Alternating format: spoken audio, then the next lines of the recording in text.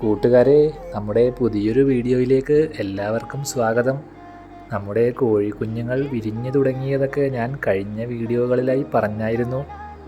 അതിൻ്റെ ബ്രൂഡിങ് എങ്ങനെയാണ് സെറ്റ് ചെയ്യുന്നത് എന്നാണ് നമ്മൾ ഇന്ന് നോക്കുന്നത്. ഞാനിവിടെ ചെയ്തിട്ടുള്ളത് ഒരു വലിയ കാർഡ്ബോർഡ് ബോക്സ് എടുത്ത് അതിൻ്റെ ഉള്ളിൽ ഈ കാണും പോലെ ന്യൂസ് പേപ്പർ വിരിച്ച് അവിടെ തീറ്റ വിതറിയിട്ട് കൊടുക്കും. കാരണം ഇപ്പോൾ പാത്രത്തിൽ നിന്നൊന്നും കൊത്തി തിന്നാറായിട്ടില്ല, അതുകൊണ്ട് നമ്മൾ വിതറിയിട്ട് കൊടുക്കേണ്ടതായിട്ടുണ്ട്. പിന്നെ വെള്ളവും വെച്ച് കൊടുക്കും. അതെല്ലാം അത് കഴിക്കുകയും കുടിക്കുകയും ചെയ്തോളും. പിന്നെ ഇതുപോലത്തെ നല്ല ചൂട് കൂടുതലുള്ള ബൾബ് ഇട്ട് കൊടുക്കേണ്ടതായിട്ടുണ്ട് നമുക്ക്.